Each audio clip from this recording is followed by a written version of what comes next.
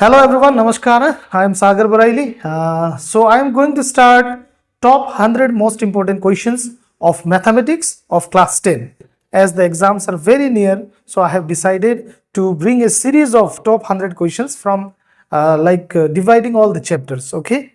So as I can see the blueprint, I have just seen the blueprint previously also. आपका जो class 10 का chapter wise mark distribution का, तो वहां पे chapter number 5 arithmetic progression AP से 6 या फिर 7 मार्क्स आप लोग का आ रहा है। ओके, तो पहला चैप्टर हम एपी से शुरू करेंगे, टॉप इंपोर्टेंट क्वेश्चंस लोग सोल्व करना है। तो पहला क्वेश्चन आप देख सकते हैं यहाँ पे, फाइंड द 11th टर्म, यानी कि आपको क्या फाइंड करना है, 11th टर्म, यानी कि आपको A11 फाइंड करना है फ्रॉम द लास्ट। देखिए यहाँ पे लेकिन एक गड़बड़ यहाँ पे हमको करा दिया है कि फ्रॉम द लास्ट बोला है, ये काफी इंपॉर्टेंट है लास्ट, क्योंकि हम लोग जनरली फर्स्ट से ही सोल्व करते हैं, लेकिन पीछे तरफ से सोल्व करो बोला है। Of the AP 10 7 4 -62। तो ऐसे क्वेश्चंस को कैसे सोल्व करते हैं, कई लोग कराते हैं पीछे से उल्टा, इसको सीक्वेंस को उल्टा लिखाते हैं। ऐसा करने की कोई जरूरत नहीं है, बस सिंपली कर लो। यहाँ पे देखो A1 कितना है भाई 10, पहला को A1 कहते हैं। A2 देखो बच्चों कितना है 7, और अगर हमको कॉमन डिफरेंस D निकालना है डिफरेंस, तो फिर हमको A2 माइनस A1 करना होगा। और A2 माइनस A1, A2 7 है और A1 कितना है 10, तो 7 माइनस 10 इज -3। तो कॉमन डिफरेंस भी मिल गया आपको, D का वैल्यू कितना मिल गया -3। और ऐसे केसेस में देखो जनरली हम यूज करते हैं फॉर्मूला, क्या formula, an equals to a plus n minus 1 into d. लेकिन जब आपको ये n जो बोला है ना लास्ट टर्म, लास्ट से निकालो, क्या से निकालो, लास्ट से। जब ये बोल दे आप लोग तो आपका फॉर्मूला जरा सा चेंज हो जाएगा। फॉर्मूला में आ जाएगा आपका टू a को रिप्लेस कर दो l लेटर से, और l क्या होता है मैं आपको बताऊंगा, वो प्लस, और ये प्लस सिंबल नहीं, यहाँ पे प्लस नहीं देना है, माइनस देना है। बाकी फॉर्मूला सेम होगा, सेम टू सेम। बस चेंजेस क्या में लाना है आपको, a के जगह में l लिखना है, इस प्लस के जगह पे माइनस लिखना है। तो चलो बच्चों, n की वैल्यू कितनी है, कौन सा फाइंड करना है आपको, 11 टर्म फाइंड करना है ना, तो n का वैल्यू हो गया 11। यहां में लिखना भूल गया था, n का वैल्यू कितना है 11। तो 11 इक्वल्स टू l यानी कि लास्ट टर्म। अब लास्ट टर्म कितना है यहाँ पे -62, तो l का भी वैल्यू लिख लो कितना -62। तो l के जगह पे लिखेंगे -62 माइनस n का वैल्यू कितना था बेटा 11 था, 11 माइनस 1 इंटू डी का वैल्यू कितना था -3 लिख लो। अब इसे सोल्व कर लो, A11 equals to -62 minus 11 minus 1 होता है 10, ब्रैकेट यानी कि मल्टीप्लीकेशन, और -3। अब चलो A11 equals to -62 minus minus, देखो पहले तो अपने को मल्टीप्लीकेशन करना है राइट, तो माइनस माइनस प्लस 10 3 30 होता है, कितना होता है 10 3 30। और अगर मैं यहां पे करूं इस चीज को, A11 equals to, so how much you will get minus plus is minus, 62 minus 30 is 32, और बड़े नंबर के आगे माइनस है। This is very simple answer, इतना कॉम्प्लेक्स नहीं करना है पीछे से सीक्वेंस को लिख के, सिंपली आप लोग a के जगह पे l रिप्लेस कर लो और जो लास्ट टर्म है उसे लिख लो, या फाइन। सो दूसरा एक क्वेश्चन जो कि मुझे लगता है एग्जाम पॉइंट ऑफ व्यू से काफी इंपॉर्टेंट है और रिपीटेड क्वेश्चन है, चेक वेदर, यानी कि हमको चेक करके देखना है कि 301 जो है ना, वो ये एपी सीरीज का एक टर्म है कि नहीं है। तो चलिए चेक करते हैं। देखिए सबसे पहले A1 का वैल्यू कितना है 5, A2 का वैल्यू कितना है 11। यहां से मेरे को D का वैल्यू मिल जाएगा, D का वैल्यू कैसे मिलता है A2 माइनस A1, तो D इक्वल्स टू A2 11 है और A1 5 है, और 11 minus 5 is how much, is 6। So D का वैल्यू कितना मिल गया अपने को 6। अब बचा देखो 301 जो है ना, ये an है, क्या है an 301, क्योंकि उसी को मुझे चेक करना है ना कि वो टर्म है कि नहीं। तो an का वैल्यू कितना हो गया 301, जिसे चेक करना होता है उसे an मानना होता है।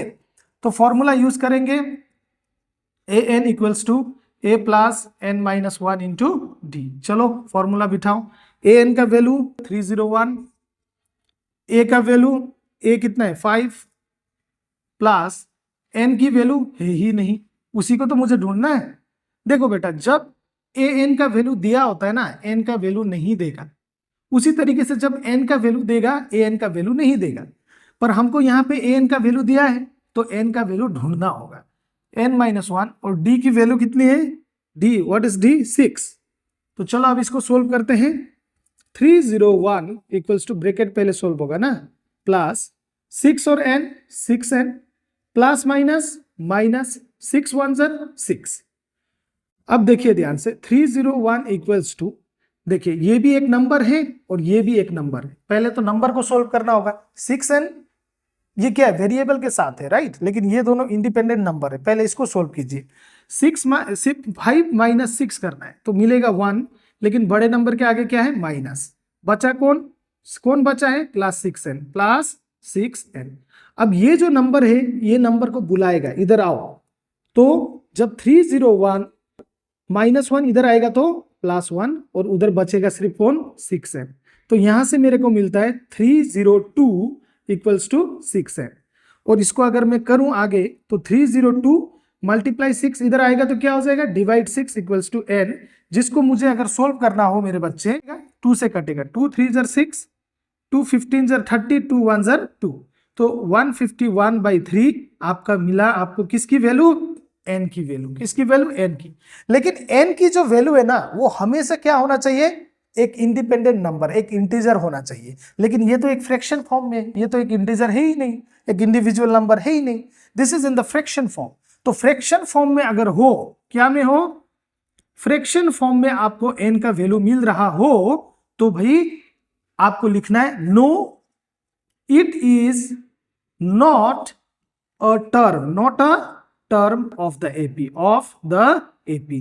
301 जो नंबर है वो इस एपी सीरीज का कोई एक टर्म हो नहीं सकता है, क्योंकि n की वैल्यू हमें फ्रैक्शन फॉर्म में मिला है, एक इंटीजर फॉर्म में नहीं मिला है। This is also one of the most important question. Okay, छोटा सा एक मिस्टेक, यहाँ पे 3 था ना, मैंने 2 लिख लिया। ओके, सो इट इज 3, कोई नहीं, हो। ये आप किताब में भी अगर आप देखोगे तो काफी बार रिपीट होता है ये क्वेश्चन ना। ये क्वेश्चन इक्वेशन बनाने वाले क्वेश्चन है, इक्वेशन 1, इक्वेशन 2 आप लोग ने चैप्टर नंबर 3 में भी देखा होगा। ओके, तो देखते हैं इस क्वेश्चन में क्या बात है, क्या खास बात है।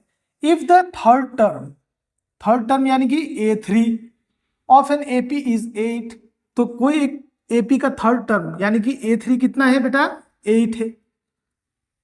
एंड द एट्थ टर्म यानी कि A8 कितना दिया है, इज 23।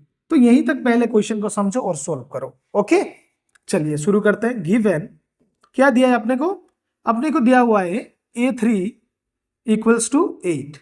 तो यहां से एक इक्वेशन हम बना सकते हैं अच्छे से। देखिए कैसे बनाएंगे इक्वेशन को। इक्वेशन का फॉर्मूला है an equals to a plus n-1 into D.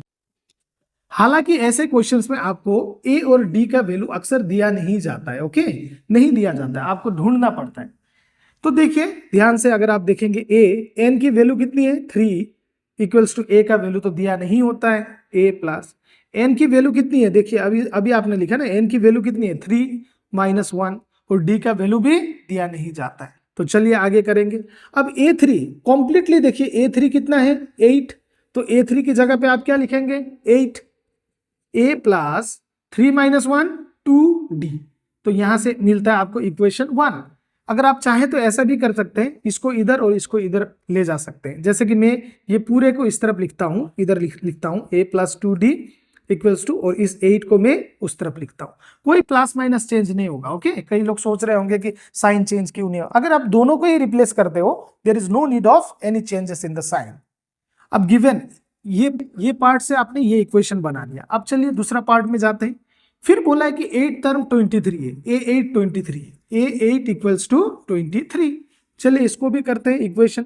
an equals to a plus n-1 into d. तो n की वैल्यू कितनी है यहाँ पे, 8, a प्लस n की वैल्यू कितनी है, अभी तो आपको बोला मैंने 8 - 1 इंटू डी। a और d नहीं दिया जाता ऐसे क्वेश्चंस में। a8 पूरी तरीके से अगर आप देखोगे तो a8 कितनी है, 23 equals to a plus 8 - 1 70। Same ये पूरे को आप इधर लिखो, a प्लस 70, और इस 23 को आप उधर लिखो 23, और ये बन गया अपना इक्वेशन 2। इक्वेशन 1 और इक्वेशन 2 आपका बन चुका है। अब आपको पता है ना चैप्टर नंबर 3 में आपने क्या किया था, इक्वेशन 1 और इक्वेशन 2 को क्या किया था, आपने सब्ट्रैक्ट किया था, राइट। उसी तरीके से हम भी यहां करने वाले हैं, ध्यान से देखें। इक्वेशन 1 ये है, इक्वेशन 2 ये है। Now subtracting equation 1 from 2, equation 2 से 1 को माइनस करेंगे क्योंकि वहां वैल्यू ज्यादा है ना, राइट। तो इक्वेशन 2 पहले लिखेंगे मेरे बच्चे, a plus 7d equals to 23, और इक्वेशन 1 लिखो आप कितना है, a plus 2d equals to 8। अब आपको पता है साइन चेंज होता है, इधर प्लस क्या हो जाएगा, माइनस, ये प्लस माइनस, इधर भी प्लस है, कुछ नहीं है तो माइनस, तो प्लस है माइनस है कैंसिल। अब इस प्लस को देखना ही नहीं है बिल्कुल, ये क्योंकि ये प्लस क्या बन चुका है, माइनस, तो इस प्लस को देखो ही मत ना मेरे बच्चे।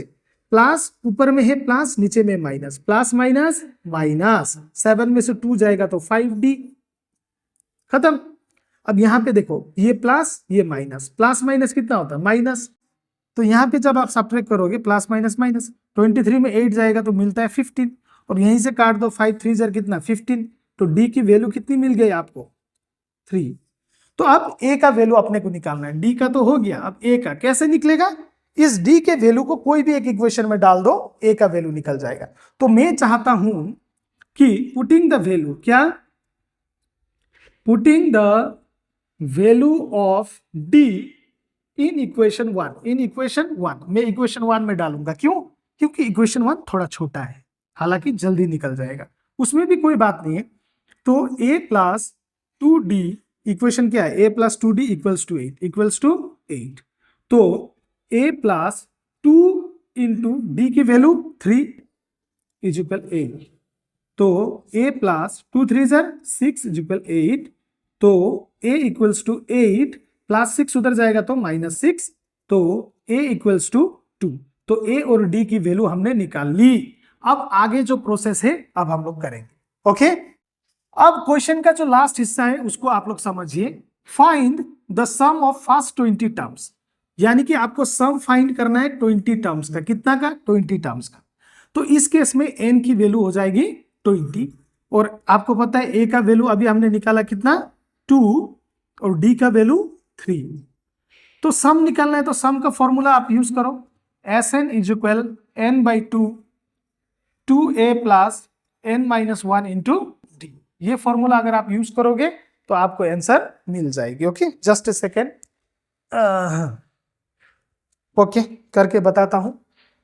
तो s n की जगह पे आप क्या लिखोगे, 20, n की जगह पे 20/2, 2 मल्टीप्लाई a की वैल्यू कितनी है 2, प्लस n की वैल्यू 20 -1, और d की वैल्यू कितनी है 3, बस सोल्व कर दो, आंसर खत्म। यहां से देखो S20 तो आपको ढूंढना है ना, तो ये ऐसे का ऐसे ही रहेगा, हाँ S20, तो 2 10 जार 20, तो 10 मिल गया यहां से, 2 2 जार 4, प्लस 20 -1 कितना होता है 19, ब्रैकेट यानी कि इंटू 3, तो सोल्व करो इसको, S20 इक्वल्स टू 10, पहले मल्टीप्लाई करेंगे, राइट, तो 4 प्लस 19 3 जार कितना होता है 57। तो अब चलिए सोल्व करिए आगे। तो S20 इक्वल्स टू 10, ब्रैकेट यानी कि मल्टीप्लिकेशन, ब्रैकेट का मतलब होता है मल्टीप्लिकेशन, और 57 और 4 कितना होता है 61, ओके। तो S20 इक्वल्स टू 10 इंटू 61 610, अगर आप 20 टर्म्स को प्लस करोगे तो आपको कितना मिलेगा 610, this is your final answer. तो चलिए आज पहला दिन, तो टॉप 100 सीरीज में आपको मैं आज इतना करा रहा हूं, डे 1। होप आप लोग प्रैक्टिस करोगे, बेहतर से बेहतरीन बनोगे, और हर चुनौती को आप लोग पार कर जाओगे, and you will make a good result. Thank you very much.